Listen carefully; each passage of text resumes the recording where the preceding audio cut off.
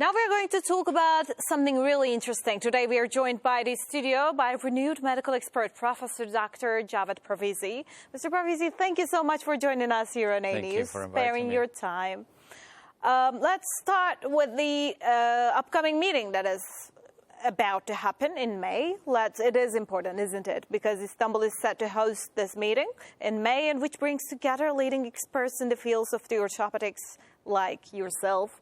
What would you say about the significance of such meeting? Do you think that there is going to be any outcome to work on in the medical world? Yeah, great question. Thank you again for hosting me here. Very, very exciting. We'll have about 1,200 experts from around over 100 countries coming to Istanbul to partake in a 3-day meeting to discuss all issues related to infection, especially infection in orthopedic surgery. As you know, infection is a very big problem in medical care. After operations, people can develop infection, and when they do, that's a very, very bad problem. So the discussions over the 3 years will generate a very large document, which will be published in medical journals, and we believe that's going to help the patients in the years to come. This is the third of a meeting that we're holding. The previous 2 meetings have been held in the United States, but now that I've moved to Turkey and I consider Istanbul as my home city now, we're bringing all the experts to Istanbul. That's really great to hear, because Istanbul is becoming a hub for very different fields of the medical world as well. So many people are traveling to reach out a health expectants. With the health expectants, they're reaching out to Istanbul, and we hope to be really delighted to hear that such improvements are happening.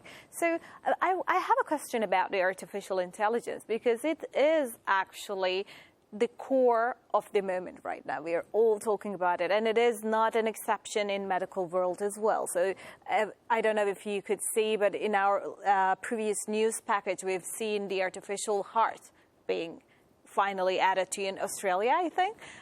So do you think that in this meeting you are also going to focus on artificial intelligence and its usage on the medical world? Yes. So I agree with you 100%. Artificial intelligence is reshaping our world and civilization as we know it.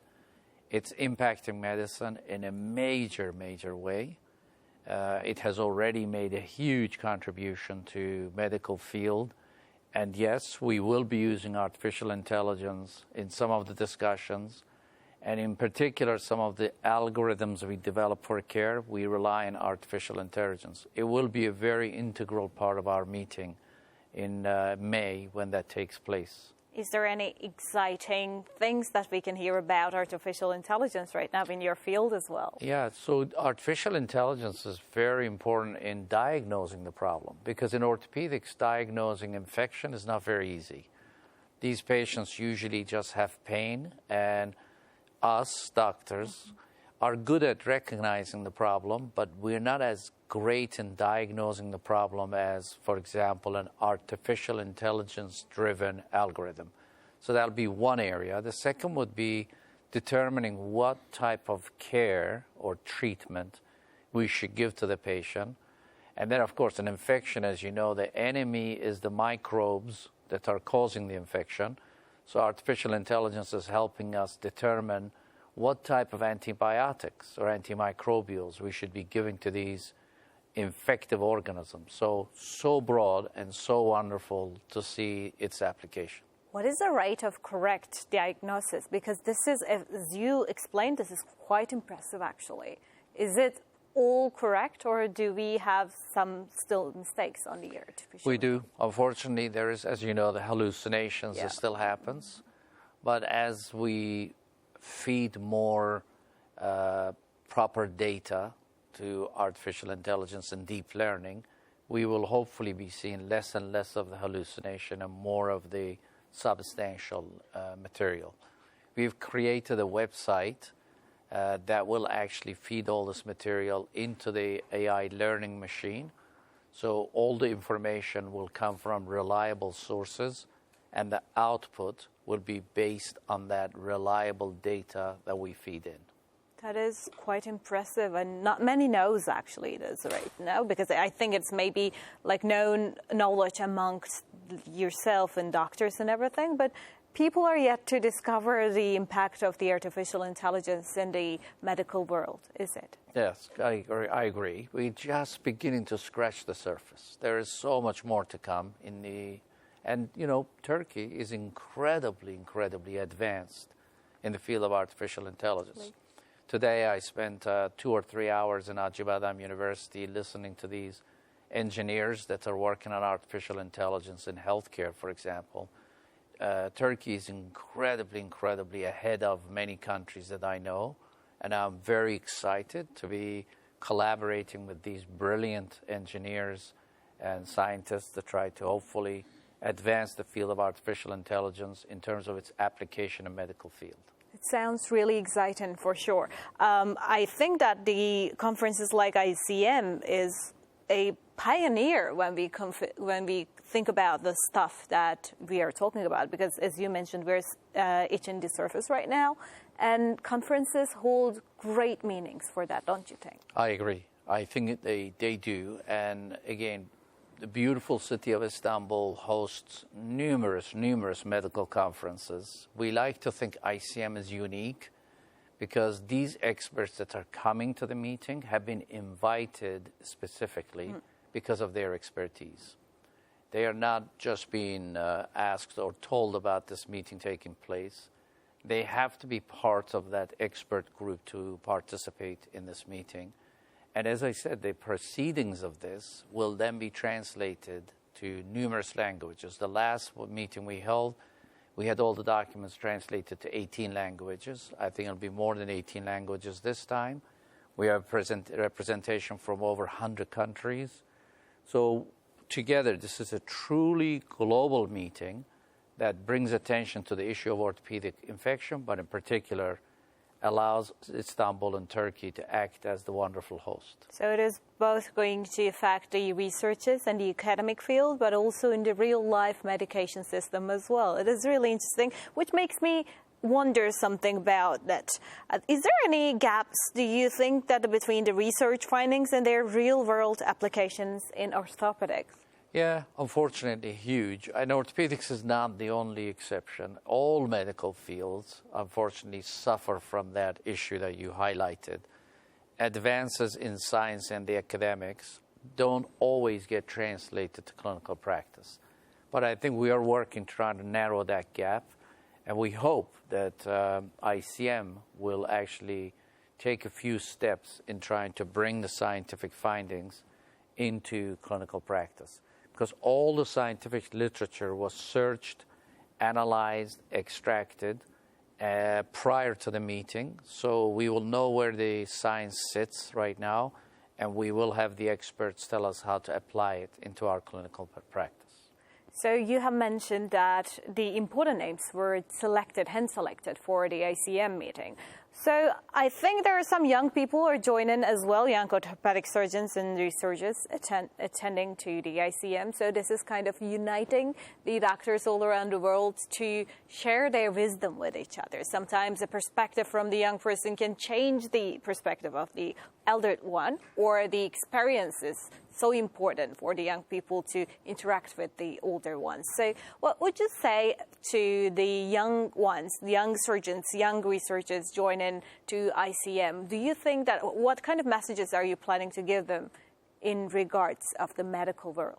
Yeah, they're very fortunate to have access to so much of sophisticated digital health and technologies today than I did, for example, when I went to medical school. So we would love to have their brilliance, expertise in using the innovation and the technologies like the AI that you mentioned and others.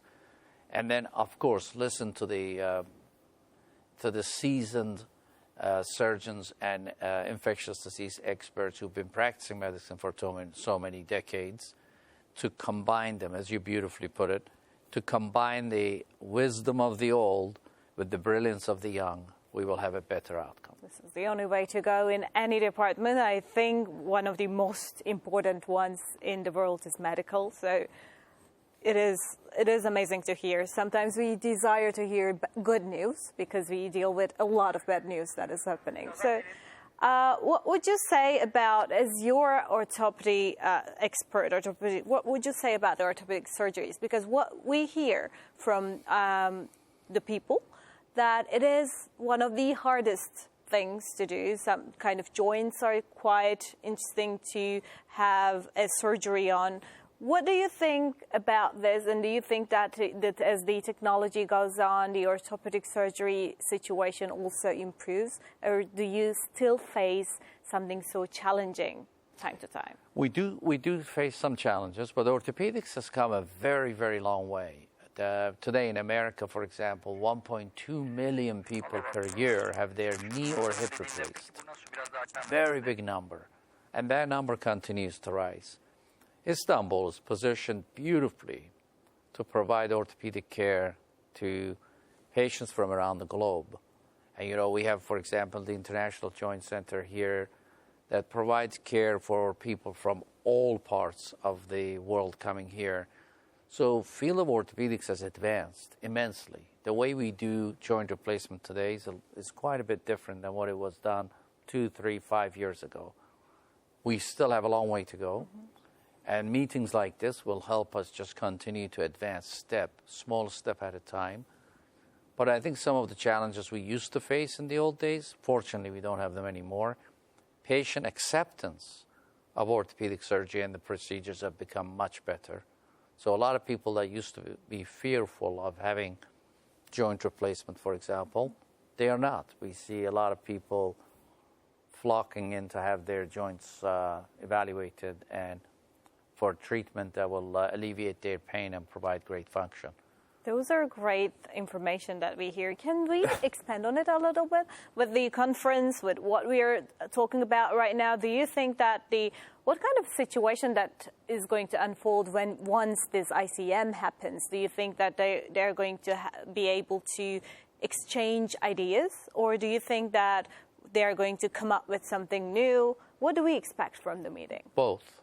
We will come up with a lot of new strategies, algorithms, recommendations. And as I said, we have evaluated the science. We will try to inject some of that scientific evidence into our clinical practice. But more importantly, as you mentioned earlier, a lot of experts with brilliant minds and wisdom and experience for over the many, many decades will have the ability to exchange ideas, to learn from each other, and to try to advance the field. So we're planning to accomplish everything that you just said. And all of those, I think, will hopefully help the patients in the years to come. Is there anything specific that you want to focus on that conference? One area is really better treatment for patients. Because unfortunately, if you develop infection after joint replacement, for example, you have similar survivorship as cancer. So we really want to improve the outcome of treatment for patients who develop orthopedic infections. And then, of course, we have many, many new strategies for trying to prevent it in the first place. So this is going to be kind of like a fortune telling, but I really want to hear your opinion about it. Looking ahead, what do you believe will be the next big breakthrough in the orthopedic surgery? Do you think it is going to be related to AI or something else? It could be related to AI, but it's also related to microbiome. It's an amazing science, and we are interested in that. We're doing quite a bit of research here, actually, in Istanbul. I've been interested in microbiome 5-6 years. I honestly believe many of our diseases, including orthopedics, are as a result of alteration in the microbiome. And I think understanding microbiome and how we can biologically manipulate the microbes inside our body will absolutely make a huge difference in preventing and treating these diseases in the future. Amazing to hear. We hope to see this come into life as soon as possible. Thank you so much for sparing your time and joining us. Thank you. It was a Dr. pleasure. Parvizi was with us. Thank you very much.